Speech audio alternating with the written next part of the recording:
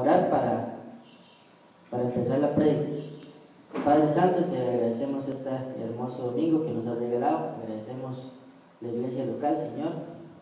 Agradecemos el Espíritu Santo, Padre, que mora en nosotros. Y agradecemos también la disposición de corazón de las personas que han venido temprano.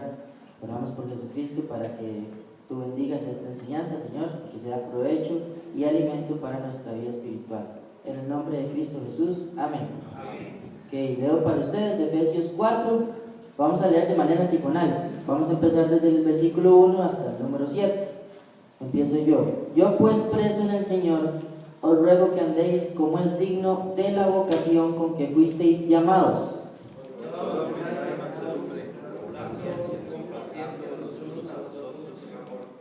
Solícitos en guardar la unidad del Espíritu en el vínculo de la paz.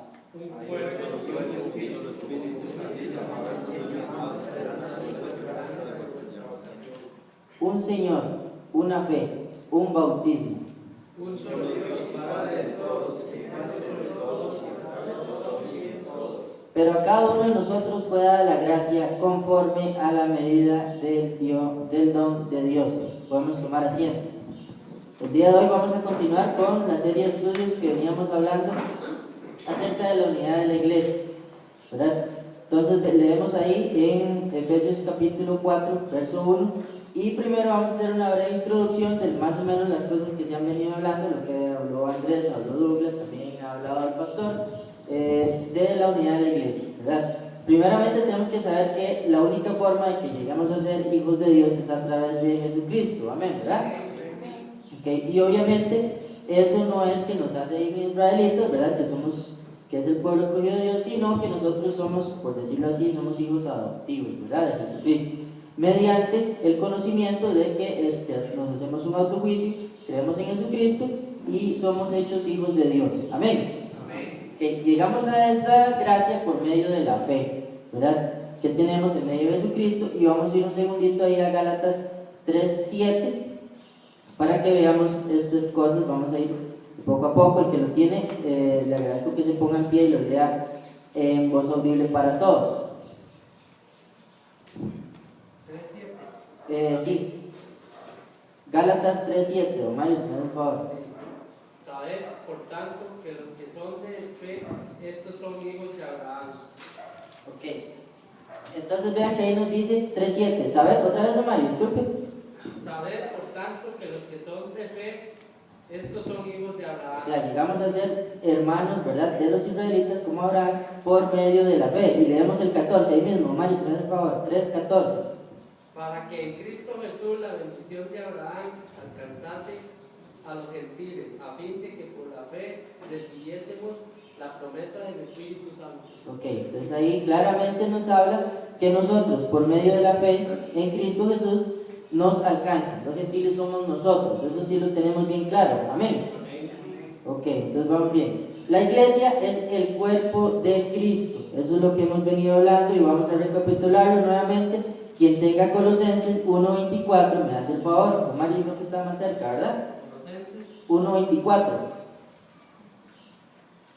dice: ahora me gozo en lo que padezco por vosotros y cumplo en mi carne lo que falta de las aflicciones de Cristo por su cuerpo, que es la iglesia. Ok, vean que ahí Pablo lo que está diciendo es que la aflicción, o sea, el tormento que él estaba llevando en ese momento, en esa cárcel que estaba, era para cumplir con la totalidad de las aflicciones del cuerpo de Cristo, que es la iglesia, ¿verdad? Entonces nos queda claro que el cuerpo de Cristo actualmente somos nosotros que pertenecemos a una iglesia local. Amén. ¿Y quién es la cabeza de esa iglesia? Colosenses, nuevamente, don Mario, no se me pierda, si me hace el favor, 1:18. Y alguien que me haga el favor de buscarme Romanos 12, verso 4 y 5, si me hace el favor. Entonces, don Mario tiene Colosenses 1:18. Sí. Gracias. Y él es la cabeza del cuerpo, que es la iglesia, el que es el principio, el primogénito de entre los muertos, para que en todo tenga la preeminencia. Ok, amén. Ahí vemos que nos dice clarito que Jesucristo es la cabeza de la iglesia, no el Papa Francisco, ¿verdad? Entonces, la cabeza de la iglesia es Jesucristo. No dice en ningún momento que es ninguna persona o que se iba a nombrar una cabeza de alguna persona en particular en la iglesia local. y somos todos un mismo cuerpo. Romanos 12, 4 y 5, ¿quién lo buscó? Porque de la manera que en un cuerpo tenemos muchos miembros, pero no todos los miembros tienen la misma función, así nosotros, siendo muchos, somos un cuerpo en Cristo, y todos los miembros los unos de los otros. Muy bien. Entonces ahí ya quedamos que somos miembros de un mismo cuerpo a través de Jesucristo. Amén. Entonces quedamos claro que nosotros, así como el cuerpo tiene diferentes funciones, cada uno de nosotros en la iglesia tiene diversos dones, que son para el servicio y para el crecimiento de los hermanos, que es lo que vamos a ver el día de hoy. Entonces, ¿para qué nos sirve la unidad en la iglesia? ¿Qué es una unidad? ¿Alguien me puede ayudar y me dice qué cree que es una unidad? ¿Verdad? Nadie tiene una idea de qué es una unidad. ¿Cómo qué? Uno, exactamente, uno. No dice ahí, no habla de dos ni de tres, sino que habla de uno solo. O sea, somos una sola cosa. Que seamos uña, dedo, mano, brazo o cuello es diferente, porque eso lo da Dios a través de los dones, y Él fue el que nos los repartió como Él quiso, para el crecimiento y maduración de la iglesia. Amén. Entonces, vean qué importante que es esto: dar testimonio al mundo de los creyentes. Para eso nos sirve la unidad, para dar testimonio al mundo. Más aún, incluso creo que el mismo testimonio personal, ¿verdad? Porque esto no es un llanero solitario, o sea, nosotros no somos cristianos solitos ahí de llaneros solitarios, sino que nuevamente somos una unidad. Entonces, ese testimonio de la unidad es lo que nosotros tenemos que reflejarle al mundo. Más importante de que seamos llaneros solitarios y que hablen, esa persona sí es buena. Es mejor que hablen de la unidad, vean esa iglesia lo que hace, ¿verdad? O vean cómo crece, o vean cómo, etcétera, ¿verdad? Todo ese tipo de cosas que hacen son cosas importantísimas para la unidad de la iglesia. Eso fue más o menos, digamos, en resumidas cuentas, lo que hemos venido viendo rápidamente los domingos anteriores. Ahora nos vamos a ubicar en unos pasajes en Efesios 4 para que veamos lo que el Espíritu tiene para nosotros el día de hoy. Efesios 4:1 dice así: yo pues preso en el Señor os ruego que andéis como es digno de la vocación con que fuisteis llamados. Entonces el verso 1 nos exhorta a ser dignos de una vocación. ¿Qué es una vocación? Entonces yo busqué en el diccionario para no estar tan bateado, ¿verdad? A ver si estaba bien. Entonces nos dice que es una inclinación o el interés de una persona que siente en su interior para dedicarse a una determinada forma de vida o un determinado trabajo. O sea, una vocación es algo como que uno dice, mira, eso me gusta, entonces voy a dedicarme a esto. Entonces, cuando uno tiene una vocación que decide trabajar en algo, uno tiene que estudiar, ¿sí o no? Sí. O tiene que prepararse, tiene que aprender a hacer las cosas. Uno no puede simplemente voy de vocación y entonces voy a soldar en un cuarto piso y resulta que le tengo miedo a las alturas, ¿verdad? Y no sé soldar, para peores. Entonces, tras el problema de que no sé soldar, estoy en un cuarto piso, estamos en problemas, ¿verdad? Pero vean que Pablo aquí nos habla de que nosotros como cristianos, una vez que recibimos al Espíritu Santo, nos llaman a una vocación. Entonces, por tanto, nos están llamando a prepararnos, ¿verdad? Nos están llamando a que nos preparemos. ¿Para qué nos vamos a preparar? Nos vamos a preparar para el crecimiento, pero no el crecimiento personal, porque un crecimiento, vuelvo y reitero, la iglesia no es de llaneros solitarios, la iglesia es una unidad, como hablamos, ¿verdad? Unidad, no, vamos a ir a duplicidad, triplicidad, cuadriplicidad, eso no existe, es unidad, uno, ¿verdad? Pilares de nuestra vocación. Entonces nos vamos al verso 2, dice así: con toda humildad y mansedumbre, soportándonos con paciencia los unos a los otros en amor. ¿Las sillas cuántas patas tienen? Tienen 4, ¿verdad? ¿Qué pasa si tuvieran 3? Ok, o si tuvieran solo 2, peor, ¿verdad? No sirven para lo que necesitamos. Por eso ahí nos dicen que tienen que haber, por decirlo así, 4 pilares importantísimos en esta vocación que nos han sido llamados. La primera es la humildad. La humildad, nuevamente busqué en el diccionario para ver si no estaba tan perdido, nos dice que la humildad es sentirnos inferior a alguien, o sea, sentirnos un poquito menos. Eso es ser humilde. No es porque yo estoy aquí al frente el día de hoy enseñándoles, más bien es un privilegio, al contrario, yo estoy para servir a la iglesia, no para que ustedes digan, ay, qué carga el que está adelante. No, al contrario, estoy para servirles, ¿verdad? Segundo, mansedumbre. Ser mansedumbre es ser dócil, o sea, ser suave en el trato con otras personas, tener esa, como quien dice, la calistenia, ¿verdad? Para tratar a las personas. Porque a veces, en especial a mí me cuesta mucho la mansedumbre, especialmente cuando estoy como muy cargado, entonces las cosas no se hacen como yo quiero. Yo espero que las personas como que me lean la mente y sepan qué es lo que hay que hacer. Automáticamente eso no existe. Uno, si no habla, las personas no pueden entender qué se necesita. O sí, o hay alguna forma, alguien me puede leer la mente en este momento. No la lean entonces, ¿verdad? No es así. Eso es ser mansedumbre, ser dóciles, tener suavidad en el trato con las personas. Nos vamos a la tercera pata de este pilar. La tercera pata es soportándonos. Vean qué interesante lo que entendí. Soportando, yo pensé que soportar era nada más que le echaran uno el peso y ahí va, ¿verdad? Pero no es solo eso. Soportando es que te echan el peso y es que ni se te caiga ni se tambalee uno. Entonces, si nosotros nos echan un saco durante media hora, yo creo que ya las piernas nos van a empezar a tambalear, ¿sí o no? Ya nos cansa, pero es que soportando es que ni siquiera se tambalee, es que lo llevemos, ¿verdad? O sea, que soportemos verdaderamente esa carga. Y el último pilar es el amor. Y amor es desear todo lo bueno a las personas, o sea, desear lo bueno incluso a expensas mías. Entonces el pilar, o sea, la silla en la que tenemos que sentarnos es esa. Primer pilar, humildad. Segundo, mansedumbre. Tercero, soportándonos y en amor. O sea, esto forma la base para que nos podamos sentar y tengamos como la base para lo que continúa. Dice en el verso 3, solícitos en guardar la unidad del Espíritu en el vínculo de la paz. O sea, vean qué importante lo que dice este versículo. En guardar la unidad del Espíritu. Ahí no nos dice en hacer la unidad del Espíritu, sino que nos dice en guardar. Cuando nosotros tenemos algo que nos gusta, nosotros lo guardamos, ¿verdad? ¿Por qué lo guardamos? Porque sentimos que es importante para nosotros, porque lo atesoramos, porque nos interesa, ¿verdad? O porque nos gusta mucho. Acuérdense, por ejemplo, las fotos. ¿Por qué las fotos? Es que ya ahora es diferente por la tecnología, pero antes había que sacarlas y se compraban los famosos álbumes de fotos. ¿Para qué eran esas fotos? Para guardarlas, ¿verdad? Para mantenerlas bonitas y que no se echaran a perder con el tiempo, ¿verdad? Entonces, más o menos eso es lo que tenemos que hacer nosotros, cuidarla, guardarla como algo especial.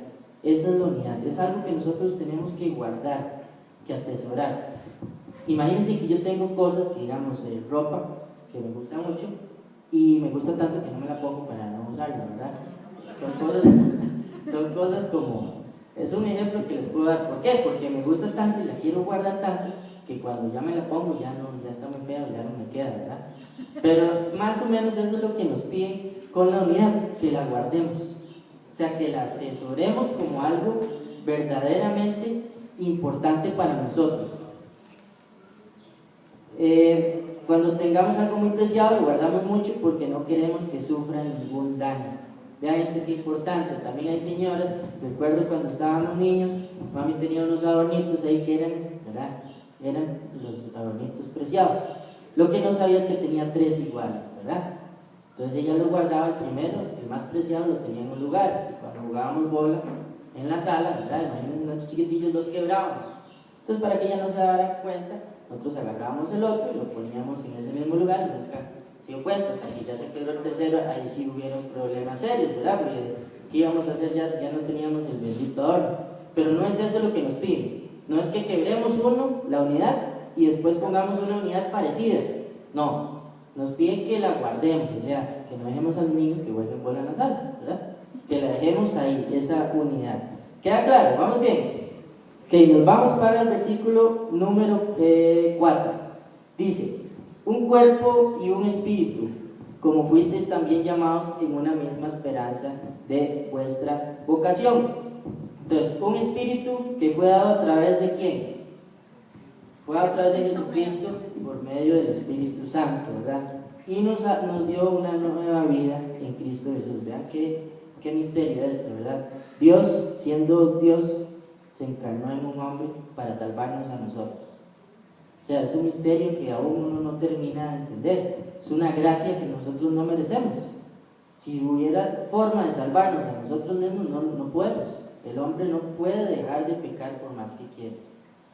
¿Y él qué hizo? Se sacrificó por nosotros y por amor. Entonces, vean lo que dice nuevamente el 4, una misma esperanza de vuestra vocación. Si nosotros nos preparamos para algo, es porque tenemos una esperanza futura de que nos va a ir bien en eso. O sea, de que podemos trabajar y podemos ejercer en eso. Si nosotros nos preparamos en X materia, John, ¿qué es lo que estudiaste vos? Ingeniería electromecánica. ¿Para qué sirve eso? Bueno, en la rama que yo estoy, Ajá. yo soy consultor, o sea, diseñador de lo que es mecánico y eléctrico de sistemas residenciales, industriales y comerciales. Bueno, no entendí nada, pero sirve para algo muy útil, ¿verdad? Entonces, John se preparó. ¿Por qué se preparó John en eso? Porque tenía la esperanza, número 1, de trabajar en eso, y número 2, de un futuro mejor. ¿Sí o no, John? ¿O te preparaste simplemente porque tocó? No, porque a uno le gusta. Esa fue la vocación que nosotros fuimos llamados. Nosotros fuimos llamados a algo que tiene que gustarnos. Si a nosotros no nos gusta lo que estudiamos, pasa como un compañero que tenía yo en la universidad que le decían el Highlander, el inmortal, que estudiaba una cosa, después se pasaba a otra, después se pasaba a otra, de cuestión que nunca salió, y tenía como 45 años y todavía andaba dando vueltas en la universidad. No pasa nada. O sea, en cambio, si nosotros nos gusta lo que aprendemos, lo podemos aplicar. ¿Y cuál es la esperanza bienaventurada que tenemos nosotros de un futuro mejor en esta vocación que nos ha llamado Jesucristo? La vida eterna, ¿verdad? El milenio en principio, imagínense, y después de eso la vida eterna.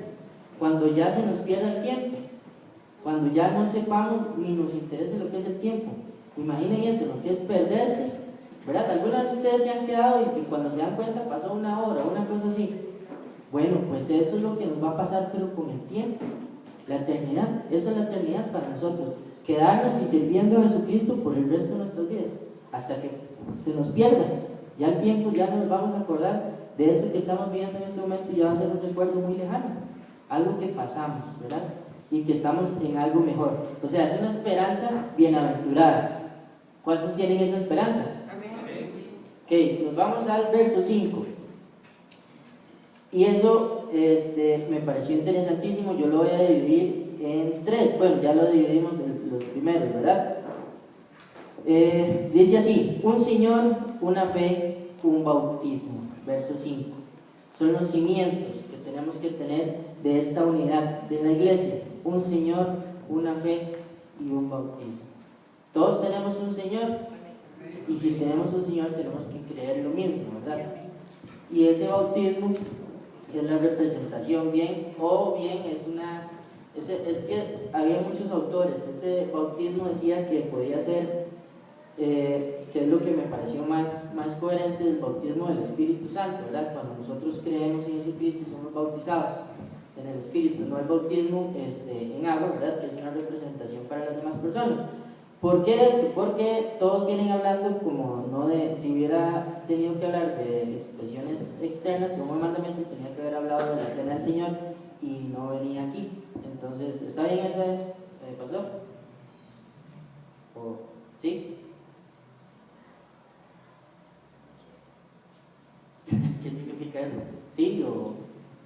Un Señor, una fe y un bautismo. O sea, todos fuimos bautizados, tenemos el mismo Señor, una misma fe y el bautismo en el Espíritu Santo.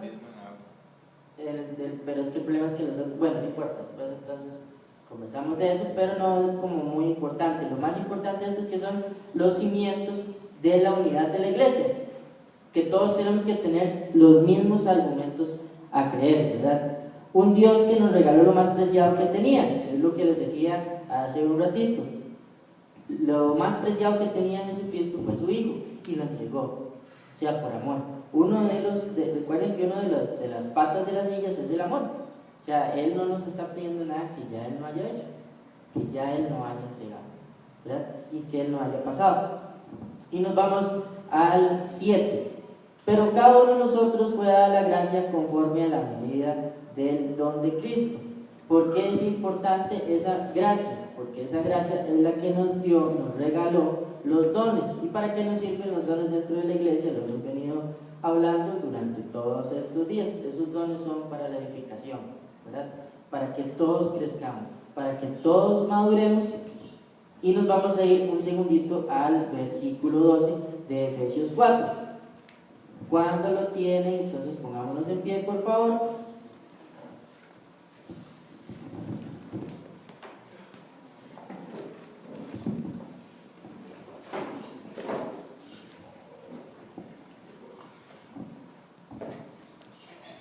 ¿Todos lo tenemos? Entonces vamos a leerlo todos juntos. Efesios 4:12. En la cuenta de 1, 2, 3.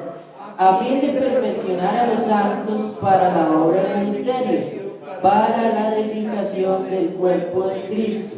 Tomemos asientos. Perfeccionar a los santos. Los perfeccionamos para que brillen ellos y que después anden llenando estadios y anden brillando con luz propia. No, ¿verdad? Ahí no dice eso. No es para que se hagan famosos ni hagan este tipo de cosas, sino que es para la edificación del cuerpo de Cristo, que es la iglesia. O sea, los dones que Dios nos ha entregado son para la edificación de la iglesia, para la edificación del cuerpo de Cristo. Me llama mucho la atención que en estos días viene al país Marcos Witt y Jesús Adrián Romero. ¿Okay? Y me llama todavía más la atención de ver que ahora ellos en realidad son un artista más. Perdieron totalmente el rumbo de lo que ellos eran, ¿verdad? Para la unificación del cuerpo de Cristo. Iglesia local, yo creo que ellos ya ni siquiera tienen, no lo creo. No creo que tengan su pastor, no creo que tengan iglesia, como les digo. Y más importante aún fue la declaración que hizo uno de ellos, no sé cuál de los dos, que dijo que lo que le interesa es que las personas lleguen, sea cual sea la denominación, que lo que interesa es que las personas lleguen y se lleven un mensaje positivo. Eso fue lo que dijo. Entonces, ¿qué pasó con estas personas? ¿Por qué si empezaron sirviendo al Señor, ¿verdad?, con su iglesia local? Entonces el diablo agarra y le dice: toma, un poquillo de plata y fama a este viejo, y entonces ya viene. ¿Y quién está anunciando ahora a este personaje? Lo trae Momentos Creomatic, ya no lo trae como lo traía antes las emisoras cristianas, digamos. Ya lo trae Momentos Creomatic y lo trae, incluso creo que el patrocinador es Omega Stereo, ¿no? O sea, que no tiene absolutamente nada que ver con alguna emisora cristiana. Se perdió totalmente el rumbo. Y entonces nos vamos a ir a Juan para terminar, Juan 17.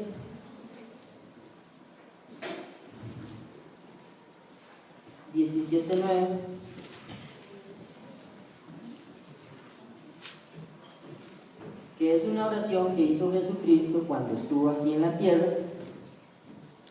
Oró por sus discípulos y obviamente por nosotros, por la iglesia. Y leo para ustedes Juan 17, del 9 hasta el 15, para que me sigan. ¿Ya lo tenemos todos?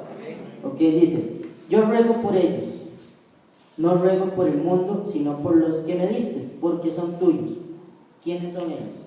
Los apóstoles que Ajá, y la iglesia, ¿verdad? 10. Y todo lo mío es tuyo, y lo tuyo es... Y todo lo mío es tuyo, y lo tuyo mío, y he sido glorificado en ellos. ¿En quién ha sido glorificado Jesucristo? Y ya no estoy en el mundo, mas estos están en el mundo y yo voy a ti. Padre Santo, a los que me has dado, guárdalos en tu nombre para que sean uno, así como nosotros. Vean que Jesucristo oró para que la iglesia fuera uno, o sea, tuviera unidad. Él solicitó al Padre eso, Él lo pidió. 12. Cuando estaba con ellos en el mundo, yo los guardaba en tu nombre. Y a los que me diste yo los guardé, y ninguno de ellos se perdió, sino el hijo de perdición, para que la escritura se cumpliese. Ya saben de quién estábamos hablando ahí, ¿verdad? Bien. 13. Pero ahora voy a ti y hablo esto en el mundo para que tengan mi gozo cumplido en sí mismos. 14. Yo les he dado tu palabra y el mundo los aborreció, porque no son del mundo como tampoco soy del mundo. 15. No ruego que los quites del mundo, sino que los guardes del mal. Vean esta oración que hizo Jesucristo. Él pidió para que ya Él conoce el futuro y sabía que cuando Él se iba a ir, Él iba a mandar el Espíritu Santo y necesitaba que hubiera unidad en la iglesia. Y Él le pidió al Padre eso. Y veamos para finalizar el 21. ¿Lo tienen? Dice, para que todos sean uno, como tú, oh Padre, en mí y yo en ti, que también ellos sean uno en nosotros, para que el mundo crea que tú me enviaste. Lo pidió y el Padre se lo concedió. Eso quiere decir que la iglesia, nosotros somos testimonio vivo, ¿verdad? De que vean lo que dice, para que el mundo crea que tú me enviaste, para que el mundo crea que la iglesia somos los que hemos sido enviados, ¿verdad? Entonces esto es lo más importante de todo. Vamos a ponernos en pie para orar y pedirle a Dios, porque muchas veces nosotros nos cuesta muchísimo, ¿no? Nos cuesta mucho eso, o sea, nosotros no nos preocupamos por los miembros de la iglesia, tal vez nos preocupamos tenemos nuestra argollita, tenemos la mano derecha llena de anillos tal vez, pero la mano izquierda no nos preocupa, o sea, nos cuesta eso. Y ya vimos que tenemos un banquito que tenemos que respetar, y ese banquito nos va a ayudar a ser un poco más, ¿verdad?, a tener más amor por los hermanos, que el banco es la humildad, la mansedumbre, soportándonos y el amor. Y ese soportando, recuerden que es echarse el peso de los demás y no tambalearse. O sea, no decir, no voy a tirarlo y descanso, no, es llevarlo. Amén. Ok, vamos a orar. Padre Santo, te queremos agradecer este hermoso día que nos regalas, tu palabra, tu bendición, y oramos por Jesucristo para que tú nos ayudes, Señor, para mantener la unidad de la iglesia local, Padre, que tú nos has dado. Y en especial, Señor, que nos ayudes para montarnos en este banquito, Padre, que hemos visto, y en especial que nos ayudes a tener más amor unos por los otros y llevarnos en humildad, mansedumbre y soportándonos. En el nombre de tu Hijo Jesucristo. Amén. Amén.